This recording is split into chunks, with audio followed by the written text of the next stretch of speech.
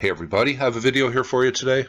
Now lately I talked about burial practices in Scotland and some strange stories, but this one today, I thought this was absolutely fascinating. We are going to go down to Sunghir, Russia, near Moscow today, and what was found here is pretty incredible as far as ancient burials, but this is a spot right down here that some bodies were found and studied, and what was found on them was really remarkable.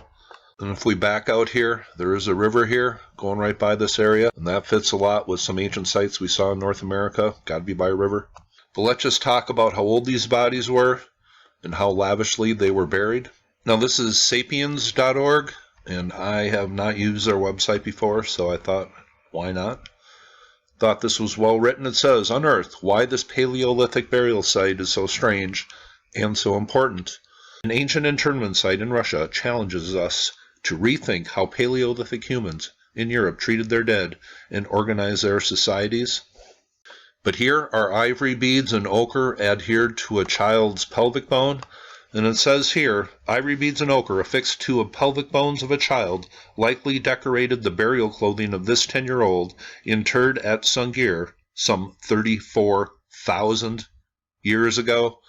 So just imagine that, 3 times older than Göbekli Tepe, and we have a tough time wrapping our minds around just 12,000 years ago. We'll just read a little. It says, around 34,000 years ago, hunter-gatherers who roamed the Russian plains started to bury their dead at the site of Sunghir, about 200 kilometers east of what is today Moscow. One of the most iconic Upper Paleolithic sites in Europe, Sunghir was initially discovered in 1955 while it was a quarry. After careful excavations from 1957 to 1977 uncovered 30,000 to 34,000-year-old remains. The site has never ceased to fascinate archaeologists. The mortuary site contains extremely elaborate burials of an adult male covered in beads and ochre, and a juvenile and an adolescent approximately 10 to 12 years of age that were buried head to head.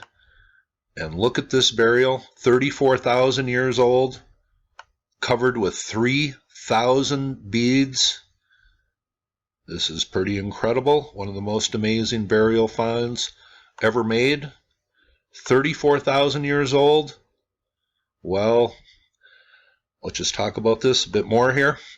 There are a few videos on YouTube about this, but I just thought I'd make this today and give it some of my own thoughts. But man, that is pretty incredible. We saw some pretty remarkable burials coming from the mound builders, and they used copper and other things and adorned the body pretty much from head to toe. Well, 3,000 mammoth beads. And some of these burials even had stone slabs with mammoths carved on them, so that seemed to be an integral part of their everyday life. It says Sunghir is the earliest example we have in Europe of very elaborate Homo sapiens burials, said Natasha Reynolds, an archaeologist at the University of Bordeaux in France who specializes in European Upper Paleolithic. It is the first point in time where we see these complex mortuary behaviors reflected in the European archaeological record. Exploring this complexity and the diverse ways which these ancient people seem to have thought about and treated their dead at Sunghir could open a new window into the complex social world of the first Homo sapiens in Europe. Over the last 60 years, the remains of at least 10 individuals have been discovered at Sunghir, though some bones have been lost in the intervening years.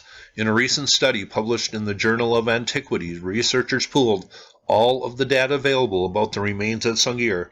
The team provides the most complete description to date of the humans interred and the objects recovered at the site. The male covered in beads and ochre was between 35 and 45 years of age when he died. Bioarchaeological analysis suggests he might have sustained a sudden death, probably due to an incision in his neck, while his grave, which contains about 3,000 mammoth ivory beads, pierced fox canines, and ivory armbands that were worn between the wrist and the shoulders, is stunning. That of the juvenile and of the adolescent is even more so. In addition to beads and ochre, carefully manufactured mammoth ivory spears, ivory disc, and pierced cervid antlers were found with the skeletons. Yet these extravagant burials are only part of the reason why Sunghir stands out in the archaeological record. The research now suggests that the site is characterized by a much greater diversity of mortuary behaviors than archaeologists previously thought. While an adult femur shaft was found in the grave with the two youngsters, another femur bone was discovered isolated near the grave with indications that the body had been abandoned on the surface without receiving any formal treatment. A cranium, the first human bone to be discovered at the site in 1964, was found with artifacts just above the adult's Lavish grave. Although the cranium represents only one part of the skeleton, it appears to have been deposited there in the context of a funerary ritual. These analyses have led authors to conclude that at least 3 different forms of burials were practiced at Sunghir. What's impressive here is that the diverse mortuary behaviors we see across Europe at this time all come together at Sunghir. Radiocarbon dating suggests that these different burials date back to the same period.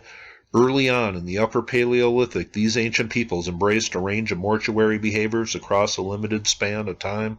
This finding challenges us to see that these modern humans may have had rich beliefs about death and about how the deceased should be treated. The contrast between lavish burials and isolated skeletal elements at the site also suggests that there was some kind of differentiation between individuals during their lifetimes that was then reflected in death.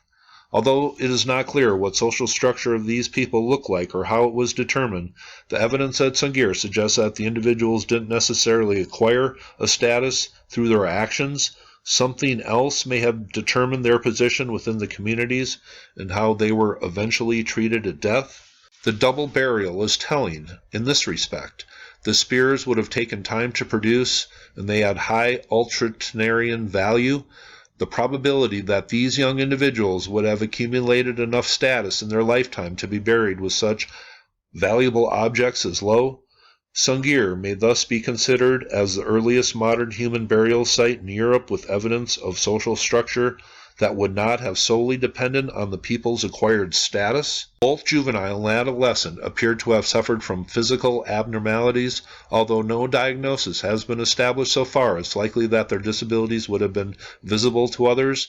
Their difference may have been a part of the reason why they were given extravagant burials. For a little over a decade now, archaeologists have found mounting evidence of this connection all over Europe, suggesting that such individuals had unique position. Efforts to bestow distinction in death and the range of burial treatments are powerful testaments to the complexity of our humanity, of our ancestors, says Reynolds. It suggests something really complex is going on in terms of the worldviews of the people who were living here. Now, I will leave a link for this detailed paper from Cambridge.org, but it really goes into some detail of the different graves here, and it gives some pics, actual pics of what was found here. It's just an excellent article. It talks about the ivory mammoth beads, 3,000 of them on this body. One of the child's burials had 10,000 of them on them. But they were strung all over the body, and there was ornaments and pendants, they theorize, was sewed into the clothing over 30,000 years ago. Pretty incredible story here. But it talks about animal carvings and open work discs, artwork found in these graves, the presence of ivory spears, which represent a major manufacturing effort, signify a formal disposal or discard of important functional technology. It says grave 2 is notable for being double and head-to-head. Of the 38 graves, 4 are double and 2 are triple. The head-to-head rather than side-by-side position of the individuals in grave 2 are unusual, but it may have been used to accommodate the long ivory spears, and those were a juvenile and an adolescent buried in that grave. But in conclusion, it says that Sunghir is representative of other Upper Paleolithic burials, but these are unusual in the quantity of personal decoration. In this context, they are not exceptional, just spectacular, it says in the paper. But that is the story of some very old burials that were buried very lavishly. And I haven't seen anything quite like that from real ancient burials. Well, there's stories in the human timeline that we can just guess at what was actually going on, but I thought that was pretty incredible. Hope you thought that was interesting. You all have a very nice day.